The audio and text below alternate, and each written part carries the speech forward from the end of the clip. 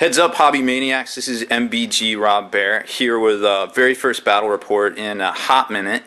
Trying out some Adepticon practice and lists here for the event coming up in, I guess it's mid-March now. Playing with Ender. You've probably seen some of his articles on the blog here recently, and one of them that he put up, the Angel's Fury army list. He's going to play against me today. So I am actually running, so I'm a little wonky. I haven't talked about it. If you follow Forged Narrative, you've probably seen this. So basically, what it is a 10-man Blood Angels Terminator squad with Tigurius attached to it, Coteas attached to it from Codex Inquisition, and a spare random Inquisition Inquisitor right there with the Liber Heresius. So these guys get to scout up. So it's Thunderhammer, Storm Shield, Terminators from Blood Angels. Then we got Dante. Then we got Brother Captain Stern. So you probably see where this is going with the Sanctuary to buff the Storm Shields. A Sanguinary Priest, because feel no pain, why not, right? Which it isn't Corbeau, but you know, most of us only have that model. The troops in the Blood Angels are made up of 2 scout squads with the camo cloaks. So there's one right there, and there's one somewhere else around this tabletop. Over here is a Grey Knight Strike Squad, because I'm taking that formation. So just Brother Captain Stern and these guys. And then over here I got some more Blood Angel Scouts. And then in the middle is the Ultramarine Scouts, because you'll see in a second I still have a Blood Angels drop pod, as well as some Devastator Centurions to come on the board. Now Ender, on the other hand, doesn't have much on the table. He's got 2 scout squads. One's right there, one's over here in the cut. To prevent being tabled. Yeah, just so he doesn't get tabled. But in reserves is a lot of stuff. 3, oh, you want to run it down? Yeah, sure. So the standard Angels of Fury formation, so the 3 Storm Ravens with the 3 tech squads inside, and the Teleport Homer. We got Dante, Lord of War, he's the Warlord, giving us rerolls for the jump packs. Sanguinary Priest, I'm noticing right off the bat that you're going to want a Librarian here, so we're going to have to tweak around to figure it out. Sanguinary Priest only gives Dante Feel No Pain, and there's no Psychic Defense. So seeing right off the bat, Psychic Defense may be an issue, and all I have is 6 up, no Adamantium Will, nothing, so that could be an issue. We may have to change the list. 2 6-man Death Company squads, and then 2 Death Company Dreads. With Magna Grapples to give him quasi-fleet, which would be great, provided the odds are ever in our favor. And like I said, in reserves for me is Devastator Centurions in a Blood Angels drop pod.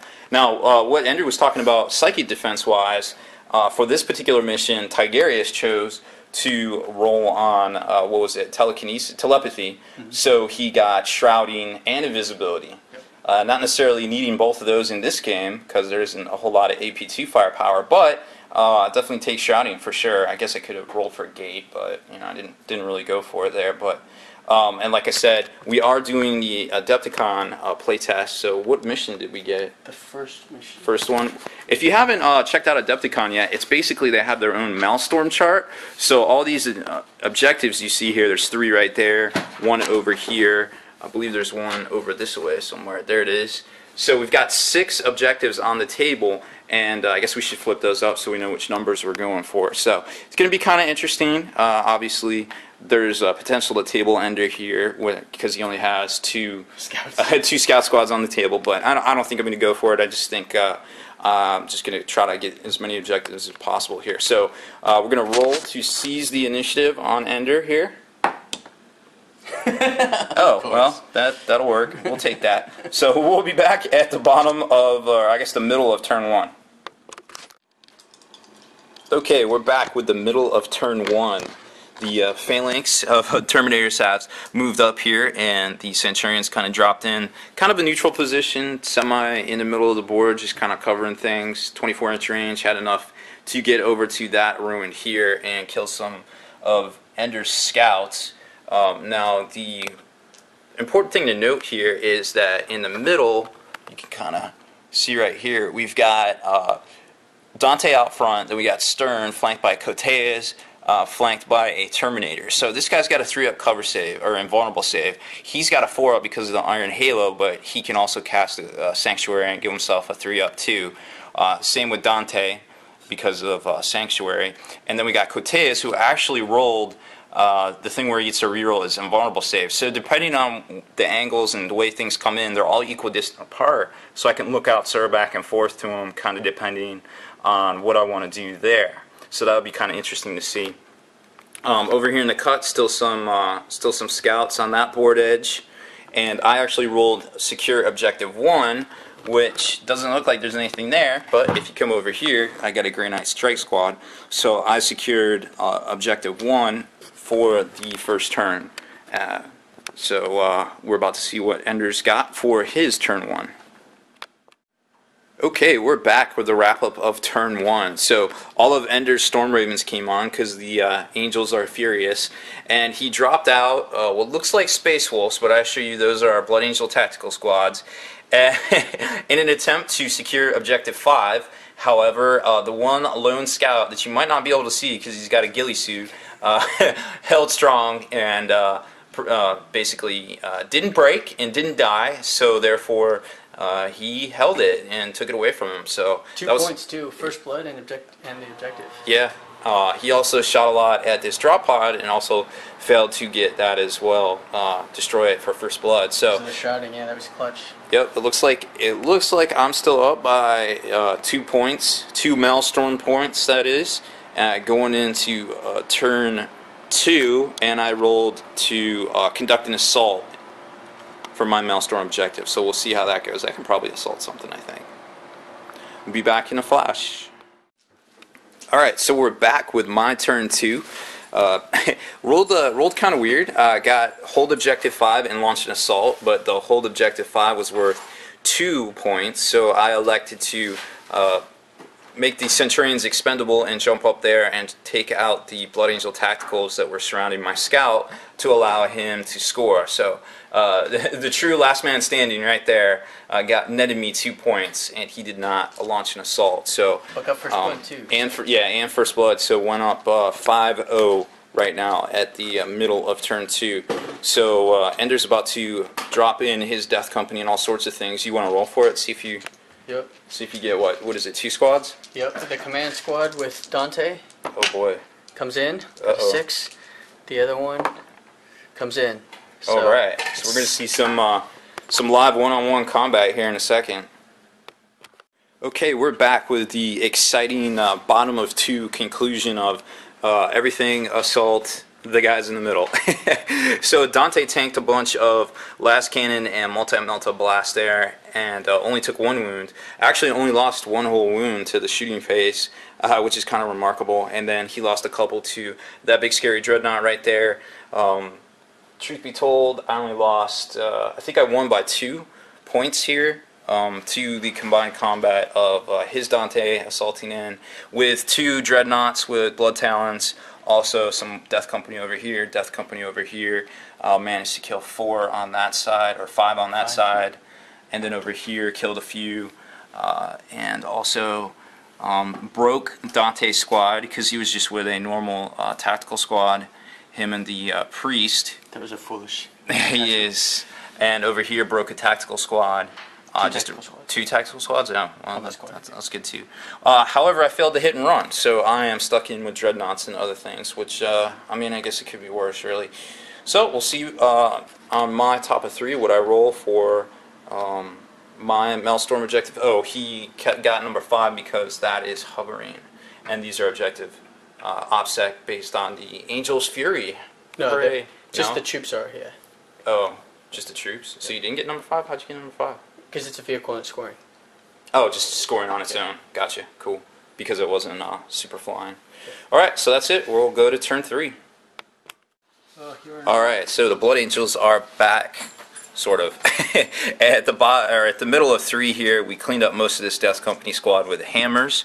Dante actually hammer hands the squad, so Dante was swinging with a strength 8 axe, which was bad news for the Dreadnought there. And then over here we took objective 1 as well as objective 2, which I think is right here.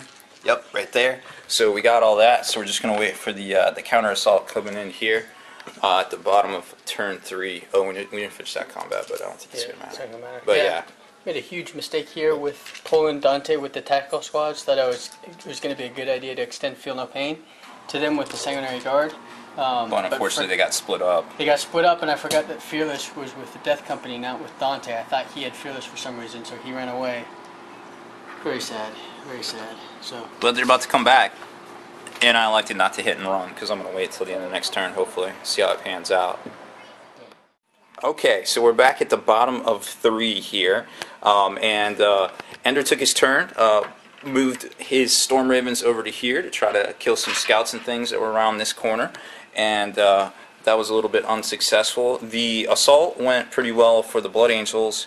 On my side, I hit and run out over to here and kind of beat up Dante's squad, killed the rest of the Death Company, and now we're just kind of hanging out, trying to figure out what objectives we have next for turn 4. So we actually didn't film the rest of the game. Going into turn 4, I was already up 8-1 on objectives, and I think I already had first blood too. So we just kind of called it from there. But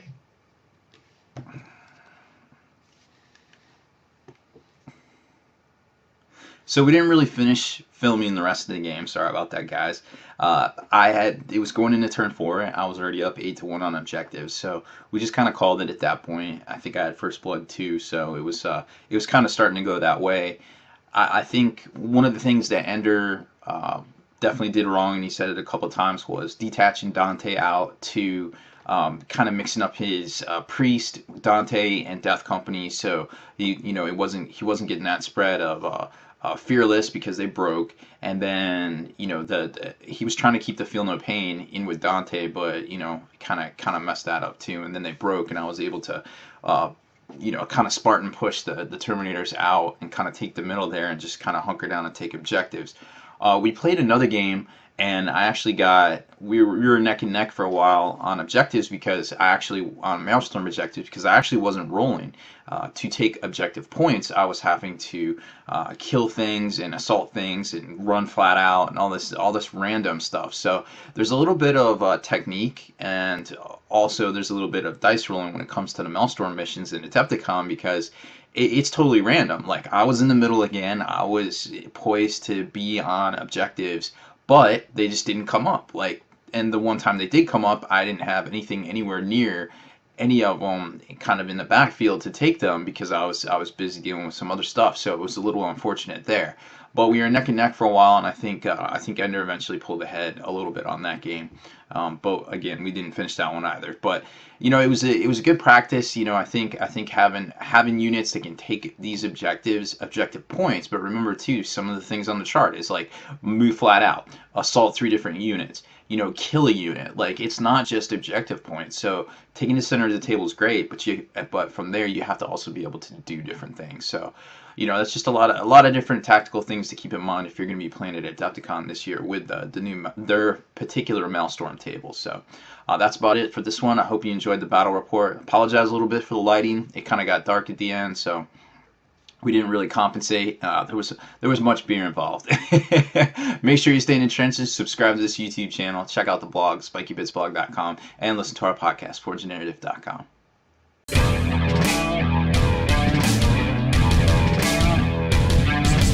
Spiky Bits.